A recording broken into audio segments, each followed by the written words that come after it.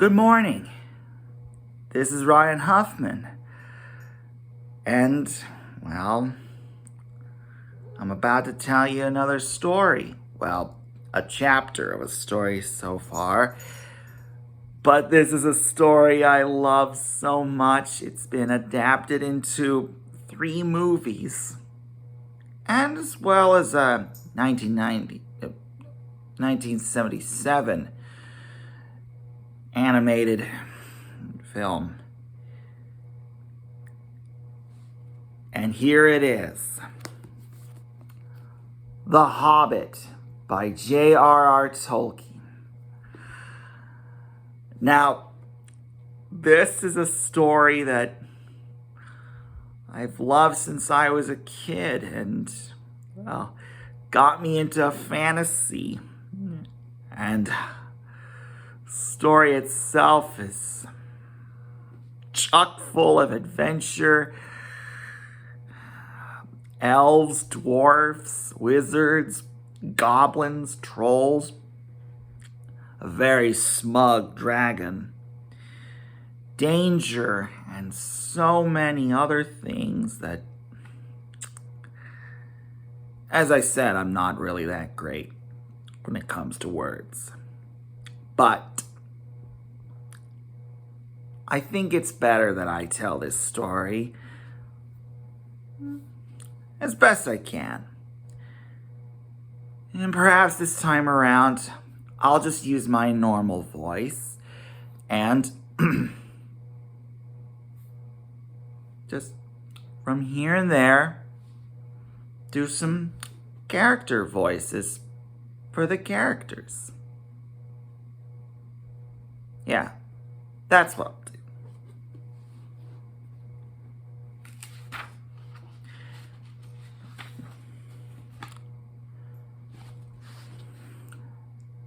Here I go.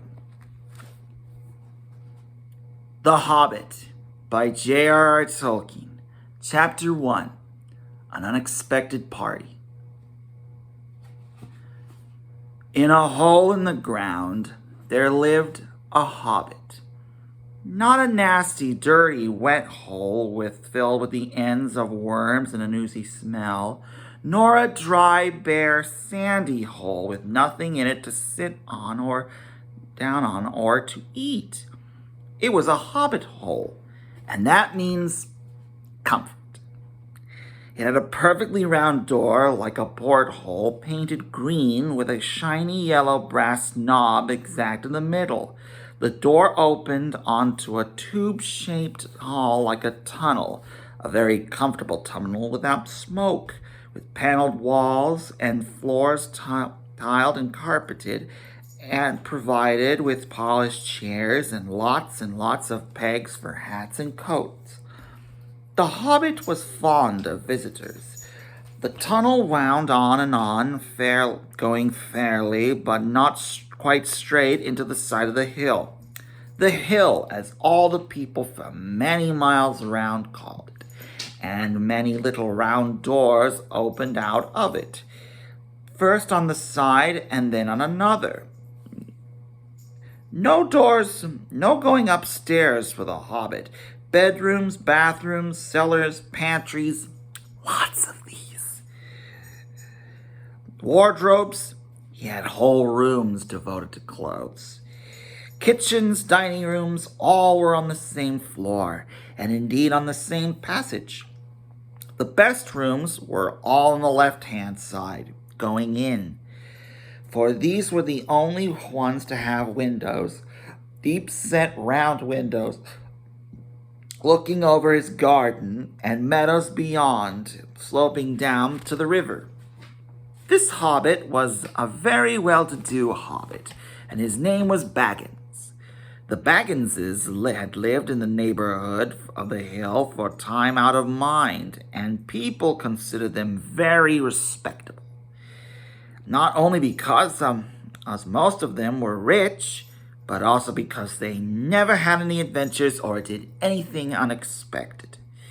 You could tell what a Baggins would say on any question without the bother of asking him. This is the story of how a Baggins had an adventure and found himself doing and saying things altogether unexpected. He had lost the may have lost the neighbor's respect, but he gained, well, you'll see whether he gained anything in the end. The mother of this particular hobbit. Now, what is a hobbit, you might ask? I suppose hobbits need some description nowadays, since they have become rare and shy of the big people, as they call us. They are, or were, a little people about half our height and smaller than the bearded dwarfs. Hobbits have no beards. There is little or no magic about them, except the ordinary everyday sort, which helps them to disappear quietly and quickly when large stupid folk like you or I come blundering around, making a noise like elephants which they can hear a mile off. They are inclined to be fat in the stomach. They dress in bright colors, chiefly green and yellow. Wear no shoes because their feet grow natural leathery soles, and thick, warm brown hair like the stuff on our heads, which is curly. Have long, clever brown fingers, good-natured faces, and laugh deep, fruity laughs, especially after dinner, which they have twice a day when they can get at it. Now, you know enough to go on with them.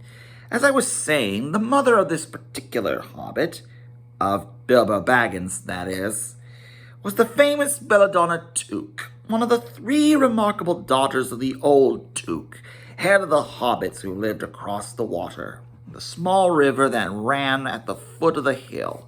It was often said, in other families, that long ago one of the Took ancestors must have taken a fairy wife. That was, of course, absurd, but certainly there was something not entirely hobbit-like about them, and once in a while members of the Took clan would go on and have adventures. They discreetly disappeared, and the family hushed it up, but the fact remained that the Tooks were not as respectable as the Bagginses, though they were undoubtedly richer. Not that Belladonna Took ever had any adventures after she became Mrs. Bungo Baggins. Bungo, that was Bilbo's father, built the most luxurious hobbit hole for her, and partly with her money. That was to be found either under the hill or over the hill or across the water. And there they remained to the end of their days. Still, it is probable that Bilbo, her only son, although he looked and behaved exactly like a second edition of his solid and comfortable father, got something a bit queer in his makeup from the Took side. Something that only awaited the chance to come out.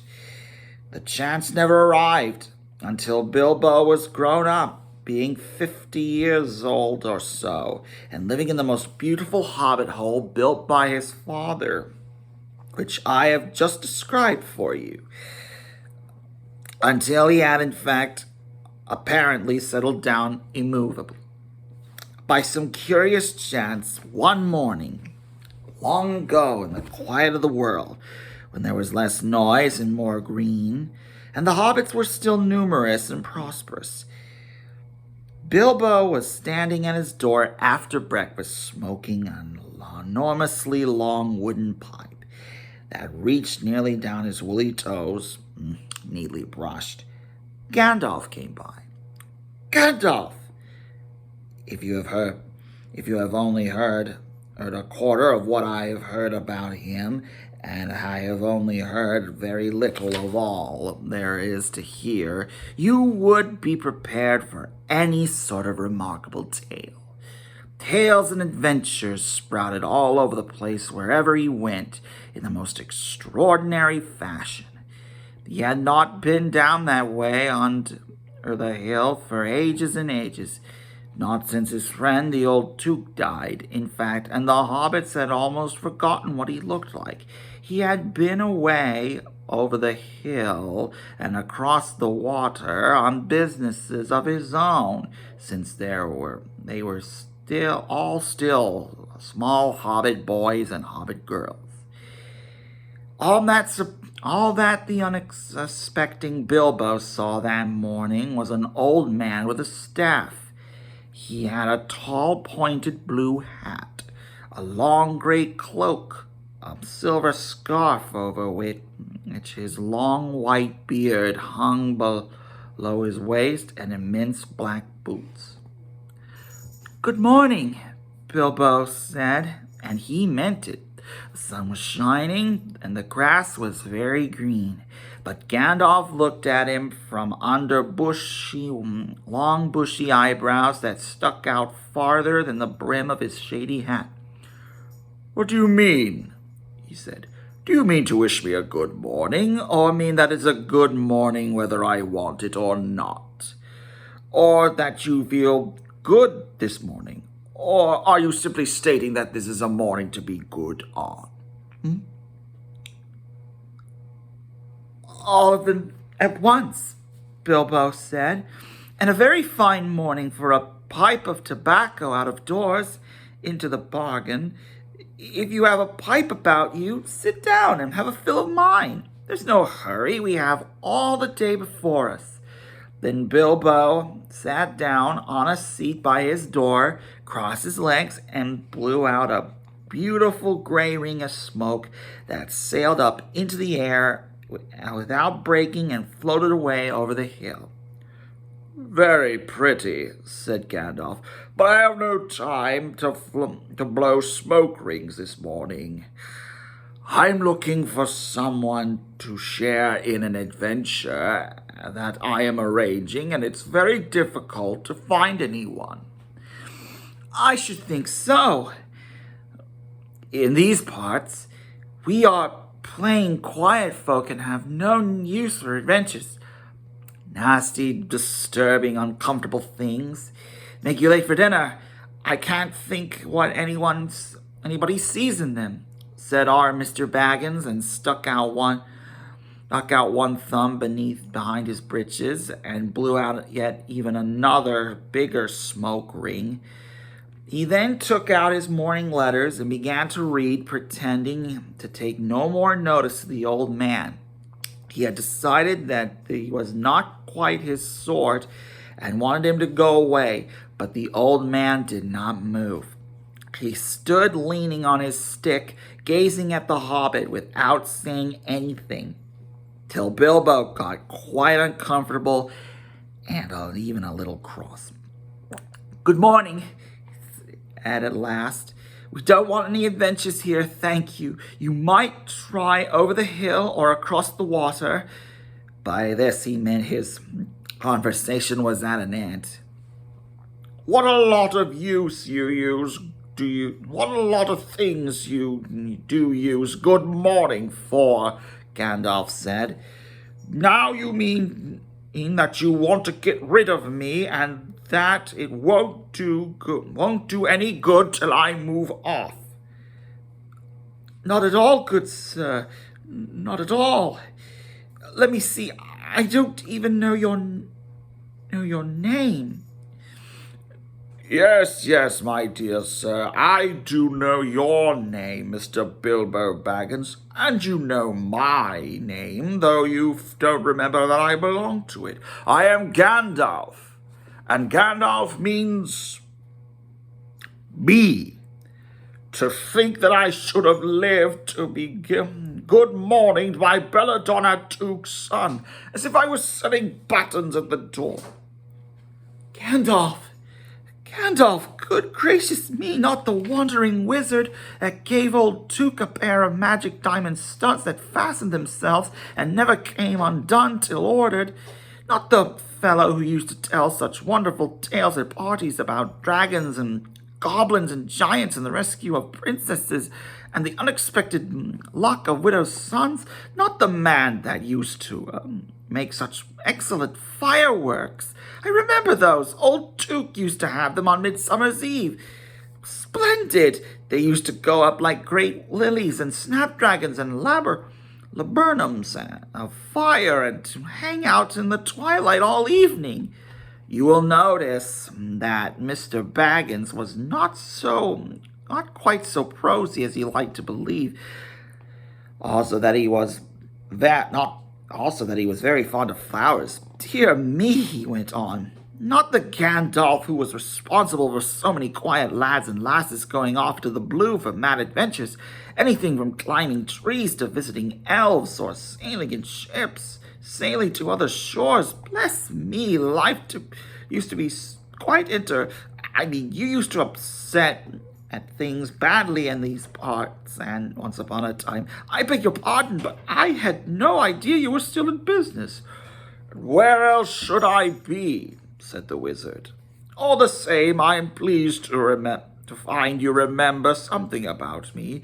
You seem to remember my fireworks kindly, at any rate, and that it is not without hope. Indeed, for your old grandfather Duke's sake, and for the sake of Belladonna, your mother, I will give you what you asked for. I beg your pardon. I haven't asked for anything. Yes, you have. Twice now. My pardon, I give it to you. In fact, I will go as far as to send you on this adventure. Very amusing for me, very good for you, and profitable too. Very likely, if you ever get over it. Sorry, I don't want any adventures. No, thank you. Not today. Good morning, but please come to tea. Any time you like. Why not tomorrow? Come tomorrow. Bye. With that, the hobbit turned and scuttled inside his round green door and shut it as quickly as he dared. Not to seem rude. Wizards, after all, are wizards. What on earth did I invite him for tea for? He said to himself and went to the pantry. He had only just had breakfast, but he thought a cake or two and a drink of something would do him good after this fright. Gandalf, in the meantime, was standing outside the door and laughing long but quietly. After a while, he stepped up and with the spike of his staff scratched a queer sign on the hobbit's beautiful green door. Then he strode away, just about the time when Bilbo was finishing his second cake and beginning to think he had escaped adventures very well. The next day, he had almost forgotten about Gandalf. He did not remember things very well unless he put them down on his engagement table. Like this: Gandalf, tea, Wednesday. Yesterday he had been too flustered to do anything of the kind. Just before tea time came a tremendous ring on the front door. And then he remembered. He rushed and put on the kettle and put out another cup and saucer and an extra cake or two and ran to the door. I'm so sorry to keep you waiting, he was going to say when he saw that it was not Gandalf at all. It was a dwarf with a blue beard tucked into a golden belt and very bright eyes under his dark green hood. As soon as he opened the door, he pushed inside just as if he had been expected. He hung his hooded cloak on the nearest peg and, "Dwalin, at your service," he said with a low bow. "Bilbo Baggins, at yours," said the hobbit, too surprised to ask any questions at the moment. When the silence had become uncomfortable, he said, "I'm just about to take tea. Pray, come and have some with me." A little stiff, perhaps, but he meant it kindly. And what would you do if an uninvited dwarf came and hung his things up in your hall without a word of explanation? They had not been at the table long. In fact, they had hardly reached the third cake when there had come another, even louder ring at the bell. "Excuse me," said the hobbit as he went off to the door. "So you have caught here at last." And that was what he was going to say to Gandalf this time, but it was not Gandalf. Instead, it was a very old-looking dwarf on the side with a white beard and a scarlet hood, and he too hopped inside as soon as the door was open, just as if he had been invited. "I see they have begun to arrive already," he said, as when he caught sight of Dwalin's green hood hanging up, he hung his red one next to it. "And Balin, at your service." "Oh, hi, Gandalf."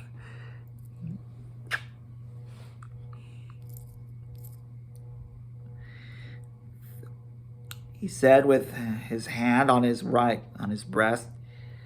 "Thank you," Bilbo said with a gasp.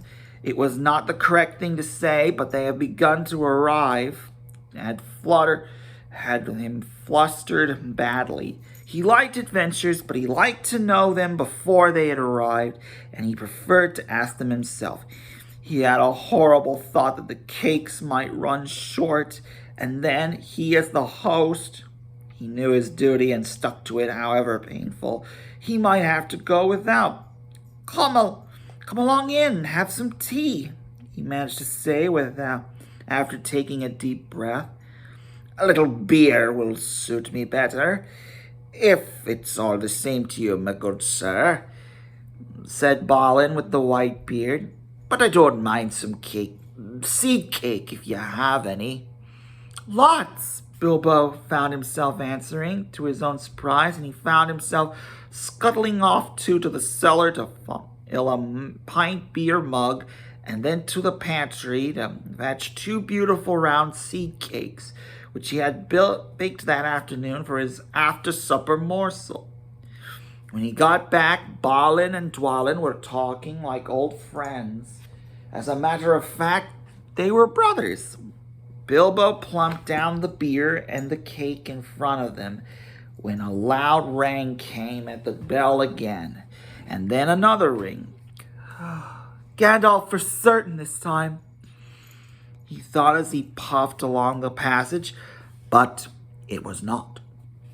It was 2 more dwarfs, both with blue hoods, silver belts, and yellow beards, and each of them carried a bag of tools and a spade. In they hopped as soon as the door began to open. Bilbo was hardly surprised at all. "What can I do for you, my dwarfs?" he said. "Kaylee at your service," said the one. "And Feely," added the other. They both swept off their hoods and bowed. "At your service." "At yours and your families," replied Bilbo, remembering his manners at times. "Balin and Dwalin are here already, I see," said Keely. "Let us join the throng." "Throng," thought Mr. Baggins. "I don't like the sound of that. I must really sit down for a minute and collect my wits and have a drink." He had only just taken a sip in the corner while the 4 dwarfs sat round the table and talked about mines and gold and troubles with the goblins and depredations of dragons and lots of other things which he did not understand and did not want to, for they sounded too much adventurous, when ding-a-dong, ding-dong-a-ling-ding-dang, his bell rang again, as if some naughty little hobbit boy was trying to pull the handle off. "Someone at the door," he said, blinking. "Some 4, I should say by the sound. Besides, we saw them coming along behind us in the distance," said Feely. The poor little hobbit sat down in the hall and put his head in his hands, wondering what had happened, what was going to happen, and whether they would all stay to supper. Then the doorbell rang louder than ever, and he had to run to the door. It was not 4 at all. It was 5.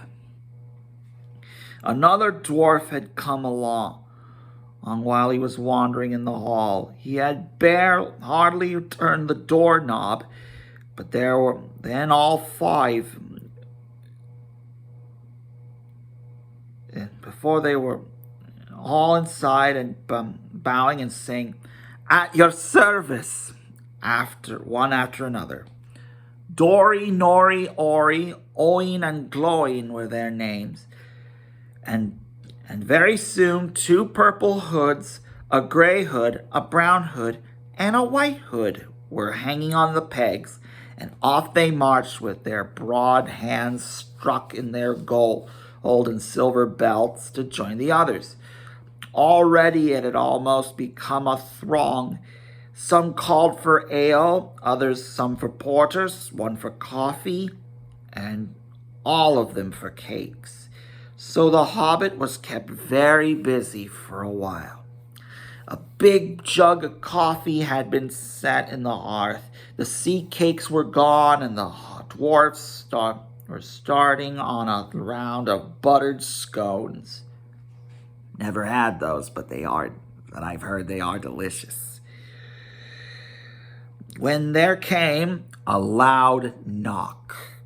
Not a ring, but a hard rat-tat on the hobbit's beautiful green door.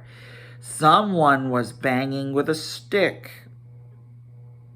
Bilbo rushed along the hall, very angry and altogether bewildered and bewildered. This was the most awkward Wednesday he had ever remembered.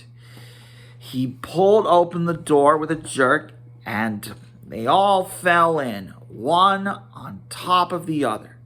4 more dwarves. 4! And there was Gandalf behind, leaning on his staff and laughing. He had made quite a dent on the beautiful door. He had also, by the way, knocked out the secret mark he had put there this morning before. Carefully, carefully. It is not like you, Bilbo, to keep friends waiting on the mat and then open the door like a pop gun. Let me introduce Bifur, Bofer, Bomber, and especially Thorin.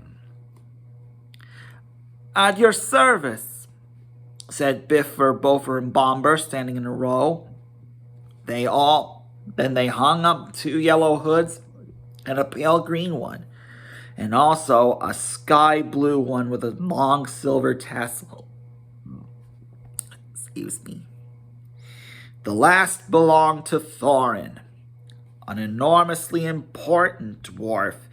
No, in fact, none other than the great Thorin Oakenshield himself, who was not pleased at falling flat on Bilbo's mat with Bifur, Bofer, and Bomber on top of them. For one thing, Bomber was immensely fat and heavy. Thorin, indeed, was very haughty and said nothing about service. But Bilbo said he was sorry so many times that he at last grunted, "Pray don't mention it," and stopped frowning. "Now we are all here," said Gandalf, looking at the row of 13 hoods, the most detachable party hoods, and his own hat hanging on the pegs. "Quite a merry gathering. I hope there is something left for the latecomers to eat and drink. What's that, tea? No, thank you. A little red wine for me." "And me." "And for me," said Thorin. "Raspberry jam and apple tarts," said Bifur. "And mince pies and cheese," Bofer said. "And pork pie and salad, said Bomber. And more cakes, an ale and coffee, if you don't mind. Call the other dwarfs through the door. Put on a good egg. Put on a few eggs, there's a good fellow. Gandalf called after him as the hobbit stumped off to the pantries. And just bring out the cold chicken and pickles. Seems to know as much about the inside of my lauders as I do myself, thought Mr. Baggins, who was feeling positively flummoxed and was beginning to wonder whether a most wretched adventure had not come right into his house.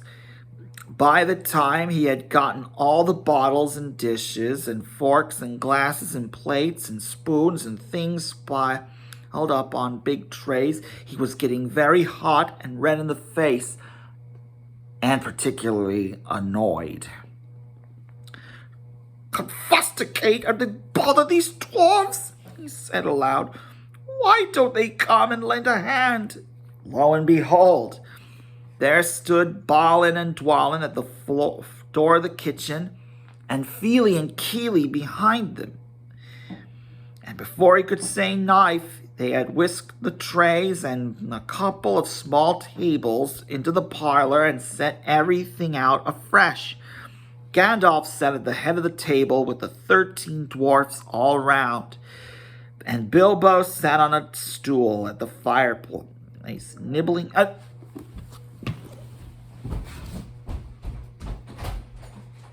Yes? Not this time, Dad. Okay.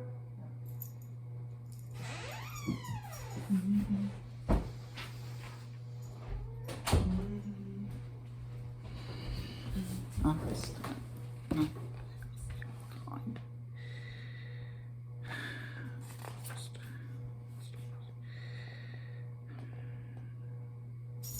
Where was I? Oh, yes.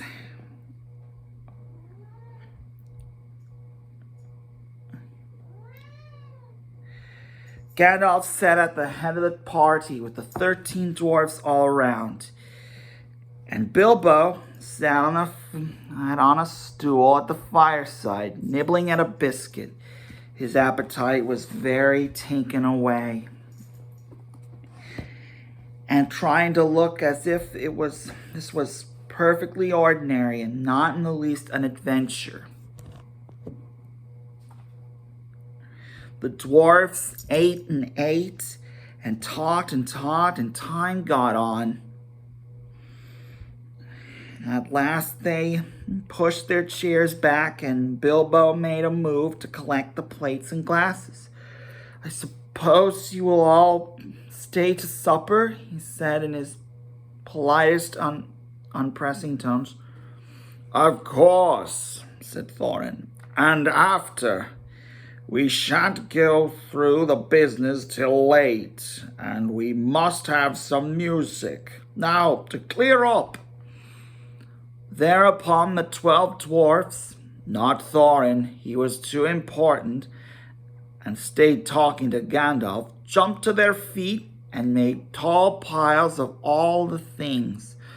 Off they went, not waiting for the trays, balancing columns of plates, each with a bottle on the top, with one hand. And the hobbit ran after them, almost squeaking with fright. Please be careful! Please don't trouble, I can manage. But the dwarves only started to sing. Chip the glasses and crack the plates, blunt the knives and bend the forks. That's what Bilbo Baggins hates. Smash the bottles and burn the corks. Cut the cloth and churn on the fat. Pour the milk on the pantry floor. Leave the bones on the bedroom mat. And splash the wine on every door. Dump the crocks in a boiling bowl. Pound them up with a thumping pole. And when you finish, if any are whole, just send them down the hall to roll. Blunt the knives and bend the forks. Smash the bottles, burn the corks. That's what Bilbo Baggins hates. So carefully with the plates. And of course, they did none of those dreadful things, and everything was cleaned up and put away as safe as quickly as lightning, while the Hobbit was turning around and round in the middle of the kitchen trying to see what they were doing. Then they went back and forth and found Thorin with his feet on the fender, smoking a pipe.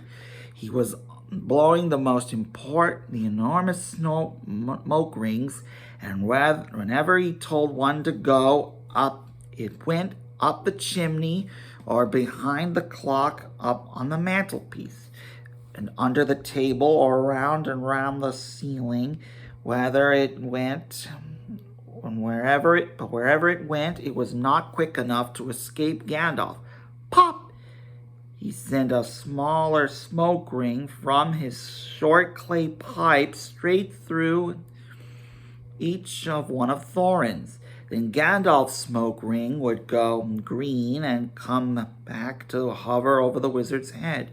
He had a long cloud of them about him already, and in the dim light it made him look strange and sorcerous. Bilbo stood still and watched. He loved smoke rings. And then he blushed to think of how proud he had been yesterday of the smoke rings he had sent up the wind over the hill. Hi, Gandalf. Now, for some music, said Thorin. Bring out the instruments. Keely and Feely reached out for their bags and brought little fiddles. Dory, Nori, and Ori brought out flutes from somewhere in their coats. Bomber produced a drum from the hall. Biffer and Bofer went out too, came back with the clarinets that they had left among the walking sticks. Balin and Dwalin said, "Excuse me, left mine on the porch. Just bring mine with you." "Just bring mine with you," said Thorin. They had come back with vials as big as themselves and with Thorin's harp wrapped in a green cloak. It was a beautiful golden harp, and when Thorin struck it, the music began all at once, and so sudden and sweet that Bilbo forgot everything else and was swept away into dark lands under strange moons, far over the water and very far from this hobbit hole under the hill. The dark came into the room, and from the little window that opened in the side of the hill, the fire flickered. It was April, and still they played on while the shadow of Gandalf's beard wagged against the wall. The dark filled all the room, and the fire died down. The shadows were lost, and still they played on. And suddenly first one and then began to sing as they played, deep-throated singing of the dwarfs in the deep places of their ancient homes. And this is like a fragment of their song, if it can be like their song without their music. Far o'er the misty mountains cold, to dungeons deep and caverns old, we must away ere break of day, to seek the pale enchanted gold. The dwarves of yore made mighty spells, while hammers fell like ringing bells. In places deep where dark things sleep, in hollow halls beneath the fells, for ancient king and elvish lord, there many a gleaming golden hoard. They shaped and wrought and light they caught, to hide in gems on hilt of sword. On silver necklaces they strung, the flowering stars on crowns they hung. The dragon on wire fire more in twisted wire. They meshed the light of moon and sun. Far o'er the misty mountains cold, to dungeons deep and caverns old, we must away ere break of day, to claim our long forgotten gold.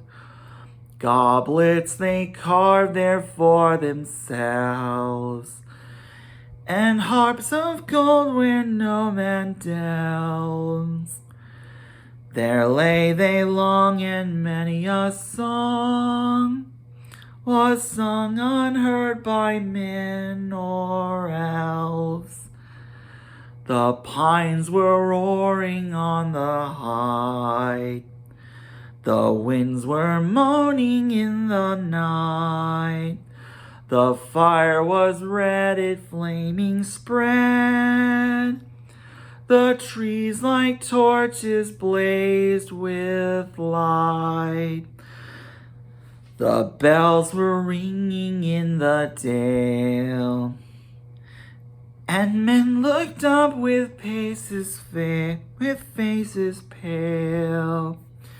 The dragons are more fierce than fire, laid low their towers and houses frail. The mountains smoked beneath the moon. The dwarfs, they heard the sound of doom. They fled their hall to dying fall, beneath his feet, beneath the moon. Far o'er the misty mountains grim, to dungeons deep and caverns grim, we must away ere break of day, to win our harps and gold rock him. As they sung, the hobbit felt the love of beautiful things made by hands and by cunning and by magic moving through him. A fierce and jealous love, the desire of the hearts of dwarfs. Then something Tookish woke up inside of him. He wished to go and see the great mountains and hear the pine trees and waterfalls and explore the caves and wear a sword instead of a walking stick. He looked out of the window. The stars were out in the dark sky above the trees. He thought of the jewels the dwarfs shining in dark caverns. Suddenly in the wood beyond the water, a flame leapt up, something probably lighting a wood fire, and he thought of plundering dragons settling on his quiet hill and kindling it all to flames. He shuddered, and very quickly he was playing Mr. Baggins of Bag End under hill again. He got up trembling. Oh, just a minute. All right, Gandalf. Come on down.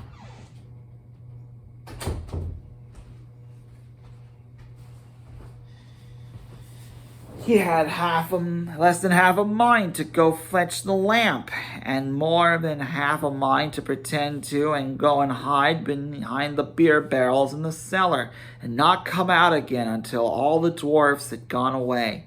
Suddenly he found that the music and the singing had stopped, and they were all looking at him with eyes shining in the dark. "Where are you going?" said Thorin in a tone that seemed to show he guessed both halves of the hobbit's minds. "What about a little light?" said Bilbo apologetically. "We like the dark," said all the dwarfs. "Dark for dark business. There are many hours before dawn." "Of course," said Bilbo, and sat down in a hurry. He missed the stool and sat in the fender, knocking over the poker and shovel with a crash. "Hush," said Gandalf. "Let Thorin speak." And this is how Thorin began. "Gandalf, dwarves, and Mr. Baggins, we are met tonight in the house of our friend and fellow conspirator, this most excellent and audacious hobbit. May the hair on his toes never fall out. All praise to his wine and ale." He paused for breath and for a polite remark from the hobbit, but the compliments were quite lost on poor Bilbo Baggins, who was wagging his mouth in protest at being called audacious and, worst of all, fellow conspirator, though no noise came out. He was so flummoxed. So Thorin went on. "We are met to discuss our plans, our ways, means, policy, and devices. We shall soon, before the break of day, start on our long journey, a journey from which some of us, or perhaps all of us, except our friend and counselor, the ingenious wizard Gandalf, may never return. It is a solemn moment. Our object, I take it, is well known to us all. To the estimable Mr. Baggins, and perhaps to one or two of the younger dwarves. I think I should be right in naming Keely and Feely in the instance.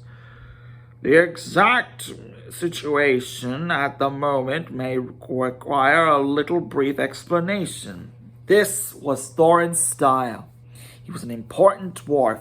If he had been allowed, he would have probably gone on like this until he was out of breath, without telling anyone there anything that was not known already. But he was rudely interrupted. Bilbo couldn't bear it any longer. At may never return, he began to feel a shriek come up inside, and very soon it burst out like a whistle of an engine coming out of a tunnel. All the dwarfs sprang up, knocking over the table. Gandalf struck a blue light at the end of his magic staff, and then its firework glare, the poor hobbit could be seen kneeling on the hearthrug, shaking like a jelly that was melting. Then he fell flat on the floor and kept on calling out, struck by lightning, over and over again, and that was all they could get out of him for a long time. So they took him and laid him out of the way on the drawing board room sofa with a drink at his elbow, and then they went back to their business. "Excitable little fellow," said Gandalf as they sat down again. "Gets funny queer fits, but he is one of the best, as fierce as a dragon in a pinch. If you have ever seen a dragon in a pinch, you will only realize that this was poetical exaggeration applied to any hobbit, even to old Duke's great-granduncle Bullroarer, who was so large for a hobbit that he could ride a horse. He charged the ranks of the goblins of Mount Graham in the Battle of the Green Fields and knocked their king Gulfimble's head clean off with a wooden club. It sailed 100 yards through the air and went down a rabbit hole, and this way the battle was won, and the game of golf invented at the same time. In the meanwhile, however, Bullroarer's gentler descendant was reviving in the drawing room. After a while and a drink, he had crept nervously back to the room of the parlor. This is what he had heard. Glowing speaking, "Humph!" or some snort more or less like that. "Will he do you think? It is all very well for Gandalf to talk about this hobbit being fierce, but one shriek like that in a moment of excitement would be enough to wake the dragon and all his relatives, and kill the lot of us. I think it sounded more like fright than excitement. In fact, if it had not been for the sign of the door, I should have been sure that we had come to the wrong house. As soon as I clamped my eyes on the little fellow bobbing and puffing on the mat, I had my doubts. He looks more like a grocer than a burglar. Then Mr. Baggins turned the handle and went in. The Took side had won. He had suddenly felt he would go without bed and breakfast to be thought fierce. As for little fellow bobbing on the mat, it almost made him seem fierce. Many a time afterwards, the Baggins report regretted what he did now and said to himself, "Bilbo, you were a fool. You walked right in and put your foot in it." "Pardon me," he said. "If I had overheard words that you were saying, I don't pretend to understand what you are talking about or your reference to burglars. But I think I am right in believing," this is what he called being on his dignity, "that you think I am no good. I will show you. I have no signs at my door. It was painted a week ago, and I am quite sure you have come to the wrong house. As soon as I saw your funny faces at the doorstep, I had my doubts. But treat it as the right one. Tell me what you want done, and I will try it. If I have to walk here from east to the east of east and fight the wild wereworms of the last desert, I had a great-great-great-great-granduncle, Bullroarer Took, once, and—" "Yes, but that was a long time ago," said Gloin. "I was talking about you. And I assure you there is a mark on the door, the usual one in the trade, or used to be. Burglar wants a good job, plenty of excitement, and reasonable reward. That's how it is usually read. You can say expert treasure hunter instead of burglar if you like. Some of them do.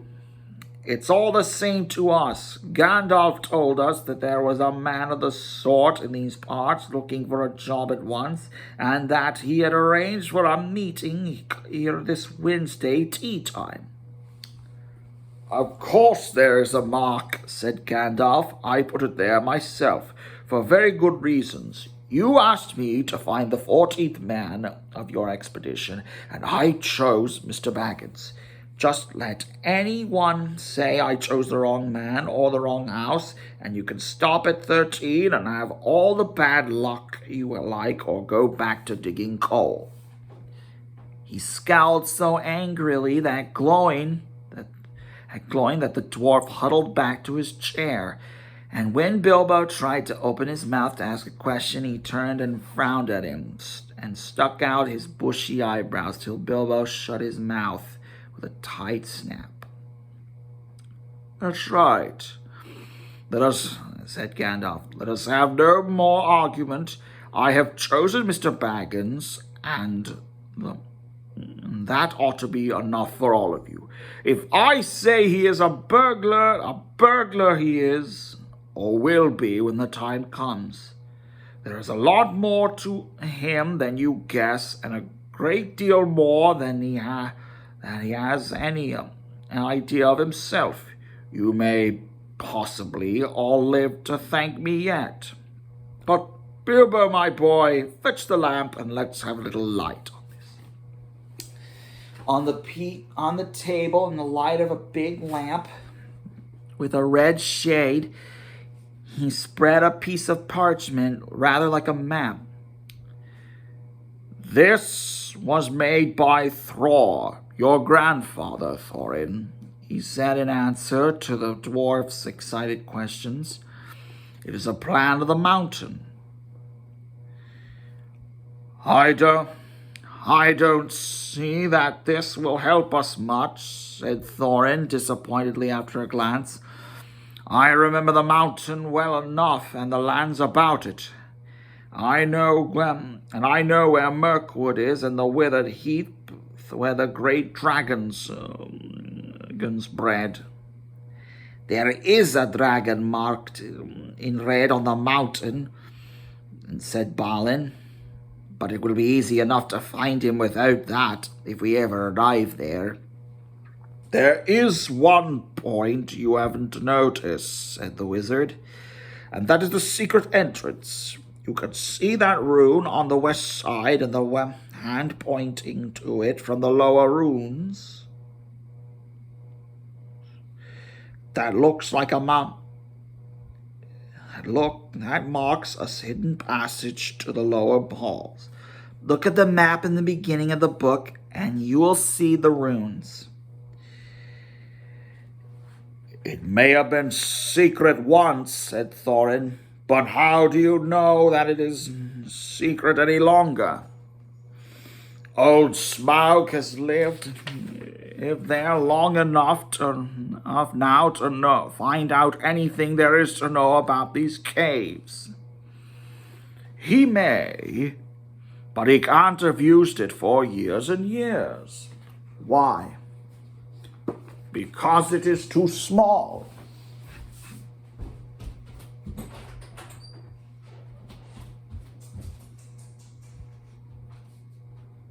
Gandalf. Come on, baby. Come on, boy.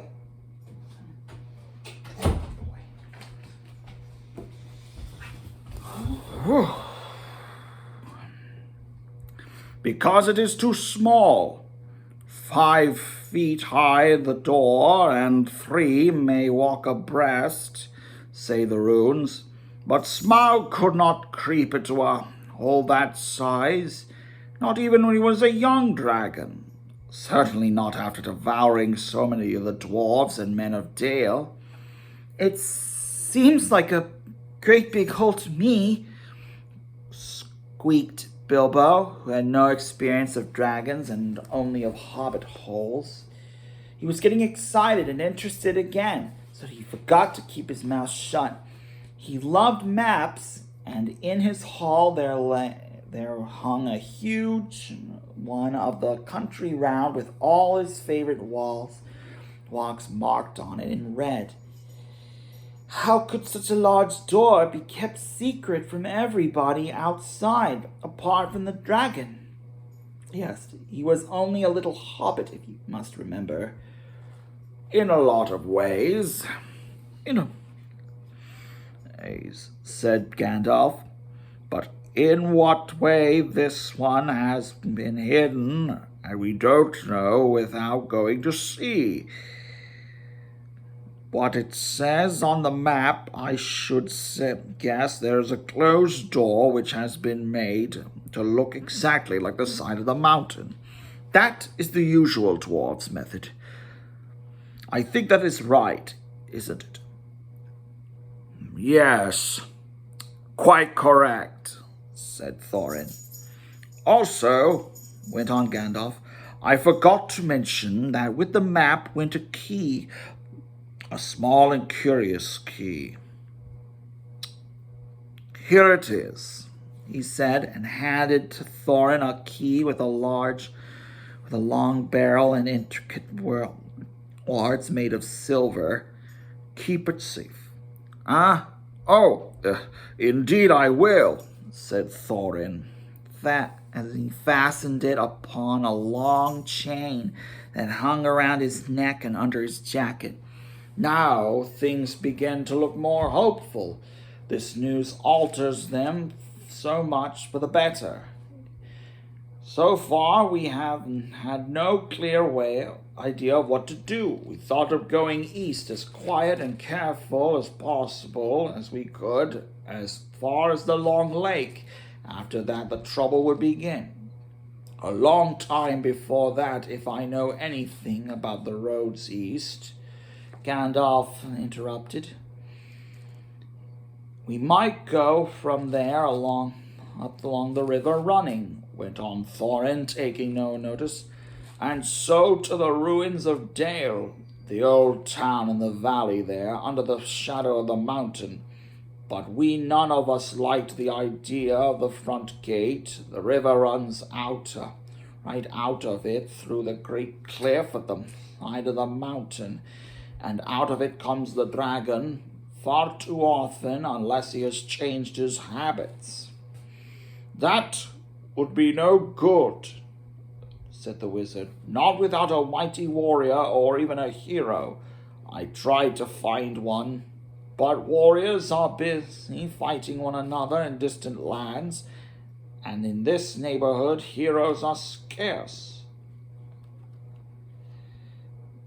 or simply not to be found. Swords in these parts are mostly blunt, and axes are used for trees and shields for cradles or dish covers, and dragons are far comfortably off, and therefore legendary. That is why I settled on burglary, especially when I remember the existence of a side door. Here is where our little Bilbo Baggins, the burglar and chosen selected burglar. So now, let's get on and make some plans. Very well, then, said Thorin. Supposing the burglar expert gives us some ideas or suggestions.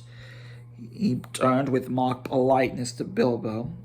First, I should like to know a bit more about things, he said, feeling all confused and a bit shaky inside, but so far still tookishly determined to go on with things. I mean, about the gold and the dragon and all that, and how it got there, and who it belongs to, and so on further. Bless me, said Thorin. Haven't you got a map, and didn't you hear our song? Haven't we all been talking about this for hours? All the same, I should like it all plain and clear, he said obstinately, putting on his business manner, usually reserved for people who tried to borrow money off of him, and doing his best to appear wise and prudent and professional and live up to Gandalf's recommendation. Also, I should like to know about risks, out-of-pocket expenses, time required, remuneration, and so forth. I'm sorry. My cat's being,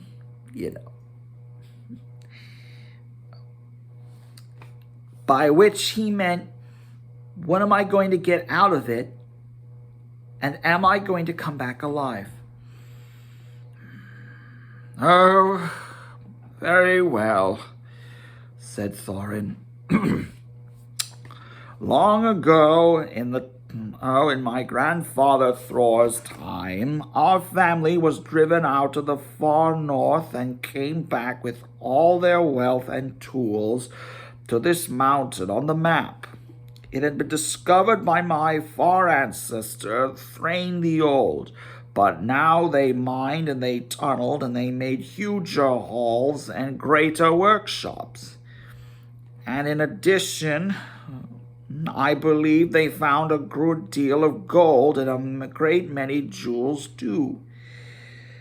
Anyway, they grew immensely rich and famous, and my grandfather was king under the mountain again, and treated with great reverence by the mortal men who lived to the south and were gradually spreading up the river as far as the valley overshadowed by the mountain.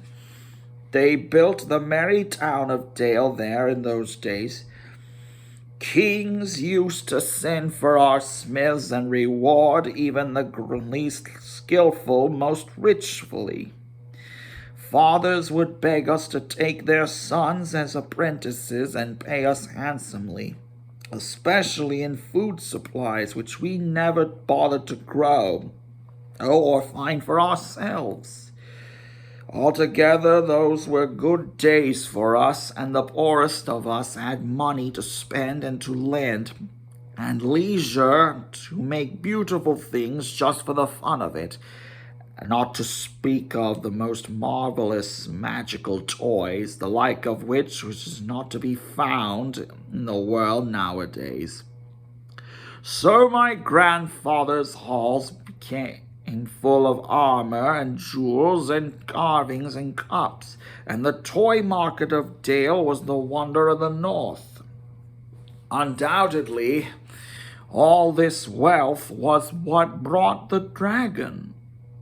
Dragons steal gold, jewels, from men and elves and dwarfs, wherever they can find them, and guard their plunder as long as they live, which is practically forever unless they are killed, and never enjoy a brass ring of it. Indeed, they hardly know a good bit of work from a bad, though they have a very good notion of the current market value. And they can't make a thing for themselves, not even mend a little loose scale of their armor. There were lots of dragons in the north in those days, and gold was probably getting scarce up there, with the dwarfs flying south or getting killed, and all the general waste and destructions that dragons make going from bad to worse.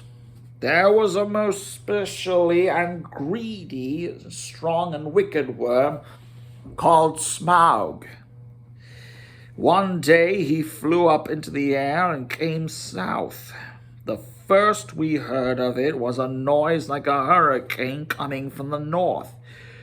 The pines on the mountain and creaked and cracked in the wind. Some of the dwarfs happened to be outside. I was one, luckily, a fine adventurous lad in those days, always wandering about, and it saved my life that day. Well, from a good way we saw the dragon settle on our mountain in a smoke out of flame. Then he came down the slopes, and when he reached the woods, they all went up in fire. By that time, all the bells were ringing in Dale, and the warriors were arming. The dwarfs rushed out of their great gate, but there was the dragon waiting for them. None escaped that day. The river rushed up in steam, and a fog fell on Dale, and in the fog the dragon came on them and destroyed most of the warriors. The usually unhappy story, it was only too common in those days. Then he went back and crept in through the front gate and routed out all the halls, lanes, tunnels, alleys, cellars, mansions, and passages. After that, there were no dwarves left alive inside, and he took all their wealth for himself. Probably, for that is the dragon's way. He has piled it all up in a great heap far inside and lays on it for a bed. Later, he used to crawl out to the great gate and come out by night to Dale and carry people away, especially maidens, to eat, until Dale was ruined and all the people dead or gone.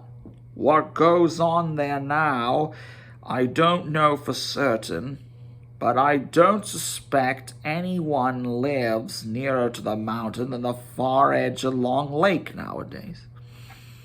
The few of us that were well outside sat and wept in hiding, and cursed Smaug, and they were unexpectedly joined by my father and grandfather with singed beards. They all looked very grim, but they said little. When I asked how they got away, they told me to hold my tongue, and said that one day, in the proper time, I should know. After that, we went away, and we have had to earn our livings as best we could, and down the lands, often enough sinking as low as blacksmith work or even coal mining. But we have never forgotten our stolen treasure, And even now, when I will allow we have a good bit laid by, are not so badly off. Here Thorin stroked the gold chain around his neck. We still mean to get it back and bring our curses home to Smaug if we can. I have often wondered about my grandfather and father's escape. I now see that they must have had a private side door which only they knew about, but apparently they made a map. I should like to know how Gandalf got a hold of it and why it did not come to me, the rightful heir.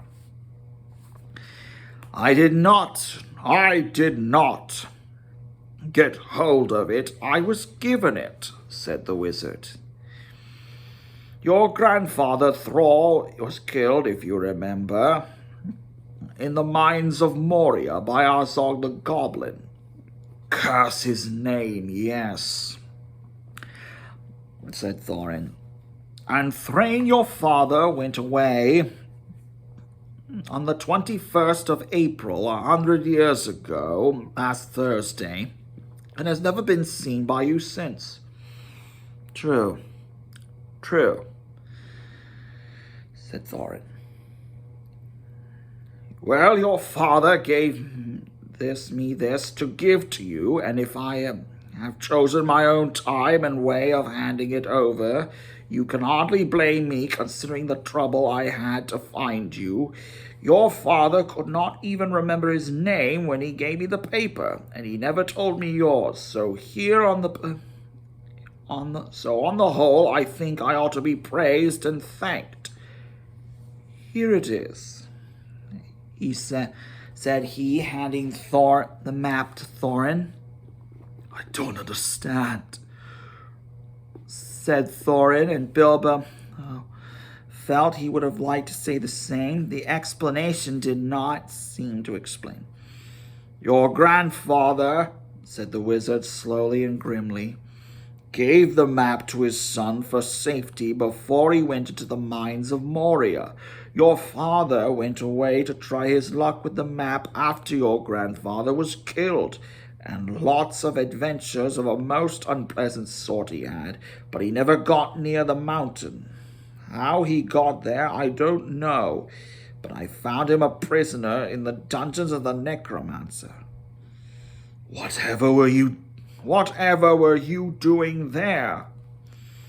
Said Thorin with a shudder, and all the dwarves shivered. Never you mind. I was binding things out as usual, and a nasty, dangerous business it was. Even I, Gandalf, only just escaped. I tried to save your father, but it was already too late. He was witless and wandering, and had forgotten almost everything except the map and key. We have long ago paid the goblins of Moria. We must give a thought to the necromancer. Don't be absurd. He is an enemy far beyond the powers of all the dwarves put together, if they could all be collected again from the four corners of the world. The one thing your father wished was for his son to read the map and use the key. The dragon and the mountain are more than big enough tasks for you. Hear, hear, said Bilbo, and accidentally said it out loud. Hear what? They all said, turning suddenly towards him, and was so flustered that he answered, Hear what I've got to say. What's that? They asked. Well, I should say that you ought to go east and have a look around. After all, there is the side door, and dragons must sleep sometimes, I suppose. If you sit on the doorstep long enough, I dare say you will think of something. And well, don't you know, I think we have talked long enough for one night. And if you see what I mean, what about bed and an early start before all that? I will give you a good breakfast before you go. Before we go, you mean. Aren't you the burglar? And isn't sitting on the doorstep your job, not to speak of getting inside the door? But I agree about bread and breakfast. I like 6 eggs with my ham, and when starting on a journey, fried, not poached, and mind you, don't break them. All the others had ordered their breakfast without so much as a please, which annoyed Bilbo very much. They all got up. The Hobbit had to find room for all of them, and filled all his spare rooms and made beds on chairs and sofas before he got them all stowed and went on to his little bed, very tired and not altogether happy. One thing he did make his mind up about was whether not to bother to get up very early and cook everybody else's wretched breakfast. The tookishness was wearing off, and he was now not quite so pleased or sure that he was going on any journey in the morning. So he lay in bed. He could hear Thorin still humming to himself in the best room next to him. Far o'er the misty mountains cold, to dungeons deep and caverns old, we must away ere break of day, to seek our long-forgotten gold. Bilbo went asleep with that in his ears, and it gave him very uncomfortable dreams. It was long after the break of day, when he woke up. Thus ends the first chapter of The Hobbit by J.R.R. Tolkien. I hope you enjoyed it. Please leave a like or a few comments and try to guess who I may have impersonated when doing the voices. Well, good morning, and hopefully you'll hear again from me sometime soon.